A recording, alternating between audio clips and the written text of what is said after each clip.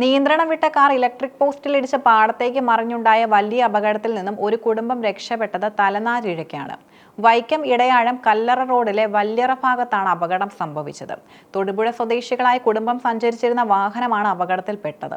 3 കുട്ടികളും 2 മുതിർന്നവരുമാണ് കാറിലുണ്ടായിരുന്നത്. റോഡിലെ വളവ് തിരിയുന്നതിനിടെ നിയന്ത്രണം നഷ്ടപ്പെട്ട കാർ സമീപത്തെ വൈദ്യുത തൂണിൽ അതിശക്തമായി ഇടിക്കുകയും തുടർന്ന് താഴെയുള്ള പാടത്തേക്ക് തലകീഴായി മറിയുകയുമായിരുന്നു. ഇലക്ട്രിക് പോസ്റ്റ് തകർന്നെങ്കിലും ഷോർട്ട് സർക്യൂട്ട് ഉണ്ടാകാതിരുന്നത് വലിയ ദുരന്തം ഒഴിവാക്കി.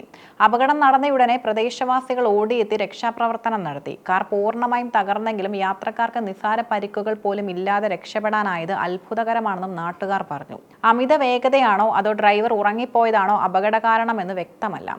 തകർന്ന വാഹനം പിന്നീട് ക്രെയിൻ ഉപയോഗിച്ചാണ് പാടത്തു നിന്നും മാറ്റിയത്. തിരക്കേറിയ റോഡിൽ സുരക്ഷാ സംവിധാനങ്ങൾ വർദ്ധിപ്പിക്കണമെന്ന ആവശ്യം നാട്ടുകാർ ശക്തമാക്കിയിട്ടുണ്ട്.